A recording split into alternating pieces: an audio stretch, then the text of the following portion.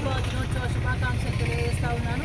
గులాబీ సైన్యానికి, గులాబీ ప్రజాప్రతినిధులందరికీ కూడా తెలంగాణ రాష్ట్ర ఆవిర్భావ దినోత్సవ శుభాకాంక్షలు తెలియజేస్తా ఉన్నాను. 2001లో గౌరవ కేసీఆర్ గారు గులాబీ జెండా చేతబట్టి తెలంగాణ రాష్ట్రాన్ని సాధించుకోవాలనే ఒక దృఢ సంకల్పంతో తెలంగాణ వచ్చుడో కేసీఆర్ జచ్చుడో అనే నినాదంతో 14 సంవత్సరాలు పోరాటం చేసి తెలంగాణ ప్రజల బతుకులు మార్చాలే, ఆంధ్ర పరిపాలన నుండి తెలంగాణ సంఖ్యలను విముక్తి చెందించాలనే ఉద్దేశంతో గౌరవ కేసీఆర్ గారు 14 సంవత్సరాలు అహర్నిశలు కష్టపడి పొలిటికల్ సాధన ద్వారానే తెలంగాణ రాష్ట్రాన్ని సాధించుకోవచ్చు అని చెప్పి అహింసా మార్గంలో, గాంధేయ మార్గంలో సెంట్రల్ గవర్నమెంట్, కేంద్ర ప్రభుత్వం మెడలు వంచి తెలంగాణ రాష్ట్రాన్ని సాధించడం జరిగింది.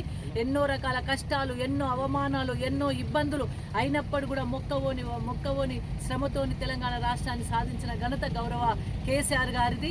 14 సంవత్సరాలు అన్నం తిన్నారో, అటుకులు ముక్కినమో, నిద్రపోయినమో, నీడ కూర్చున్నామో, లేకపోతే రస్తారోకోలు, ధర్నాలు, అన్ని రకాల కార్యక్రమాలు చేసి తెలంగాణ రాష్ట్రాన్ని సాధించుకున్నాం. చాలామంది అమరులు, ఎందుకంటే శ్రీకాంతాచారి లాంటి వాళ్ళు తెలంగాణ వస్తుందో రాదో, కేసీఆర్ సార్ ఆమరణ నిరాదీక్ష అనంతరం కేసీఆర్ తెలంగాణ వస్తుందో రాదని ఇబ్బందికరమైన పరిస్థితుల్లో ప్రాణాలు కూడా అర్పించడం జరిగింది. అలాంటి సందర్భంలో మరి తెలంగాణ రాష్ట్రాన్ని సాధించుకున్న తెలంగాణను కూడా 10 సంవత్సరాలు గౌరవ కేసీఆర్ గారు అనేక రంగాలలో కూడా అనేక ప్రశ్నలకు కూడా సమాధానం ఇస్తూ మరి అనేక సమస్యలను పరిష్కరిస్తూ తెలంగాణ రాష్ట్రాన్ని నెంబర్ 1 రాష్ట్రంగా తీర్చిదిద్దిన ఘనత గౌరవ కేసీఆర్ గారిది. 29వ రాష్ట్రంగా వెలిసిన రాష్ట్రాన్ని నీళ్ళ రంగంలో కావచ్చు, నిధుల రంగంలో కావచ్చు, అన్నిట్లో కూడా నెంబర్ 1 స్థాయిలో ఉంచడం జరిగింది. ముఖ్యంగా మా అక్క చెల్లెలకు మంచి నీళ్ళకు కూడా తాగడానికి నీళ్ళు లేని పరిస్థితుల్లో కూడా మంచి నీళ్ళు తెచ్చిన ఘనత గౌరవ కేసీఆర్ గారిది.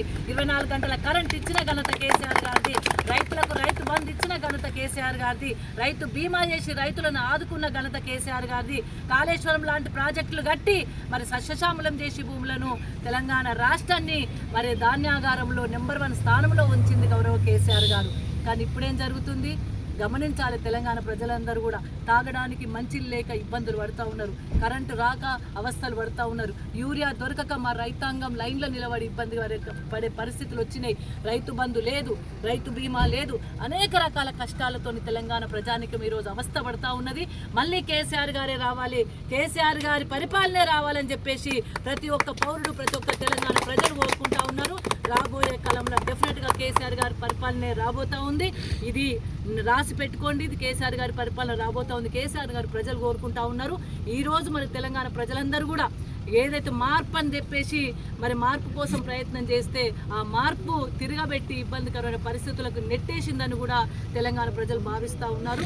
కాబట్టి అందరూ, అన్ని వర్గాల వారు ఈరోజు నష్టపోతూ ఉన్నారు. తెలంగాణ యొక్క సమాజం మొత్తం కూడా ఈరోజు నష్టపోతూ ఉంది. ఏ వర్గం కూడా హ్యాపీగా లేదు. కాబట్టి కేసీఆర్ గారు వస్తేనే మరి ఈ సమాజం, ఈ తెలంగాణ ప్రజలు బాగుపడతారనే నమ్మకం ప్రజలు ఉంది. కాబట్టి రాబోయే కాలంలో తప్పకుండా కేసీఆర్ గారు రాబోతూ ఉన్నారు. ఇప్పటికైనా కాంగ్రెస్ ప్రభుత్వము, రేవంత్ రెడ్డి గారి ప్రభుత్వం ఇప్పటికైనా ఆలోచన చేయాలి. ఎందుకంటే ఒక్క హామీ కూడా, 6 గ్యారంటీలు లేవు, 420 హామీలు లేవు, ఏది కూడా హామీలకు నోచుకోలేని పరిస్థితి వస్తూ ఉంది. కాబట్టి ఇప్పటికైనా కళ్ళు తెరుగుంది. తెలంగాణ వడ్లు ఇప్పటి వరకు తెలంగాణలో ఇంకా కూడా 30-40% వడ్లు కొనలేని పరిస్థితి ఉంది. అవి వానకు నాంతున్నాయి, ఎండకు ఎండుతున్నాయి. కళ్ళు తెరుస్తలేదు ప్రభుత్వం. దున్నపోతు మీద వర్షం పడ్డట్టే ఉంది తప్ప ఇప్పటి వరకు కూడా ఎక్కడ కూడా మరి వాళ్లకు సరైన పద్ధతిలో ప్రజలను ఆదుకున్న పాపన పోతలేరు. తప్పకుండా రైతులు ఏదైతే కోసపడుతుండ్రో, కష్టపడుతుందో, రైతులకు ఏదైతే ఇబ్బందికరమైన పరిస్థితులు ఎదుర్కొంటారో తప్పకుండా రైతుల శాపం తగ్గుతుంది కూడా ఈ సందర్భంగా తెలియజేస్తూ జై తెలంగాణ.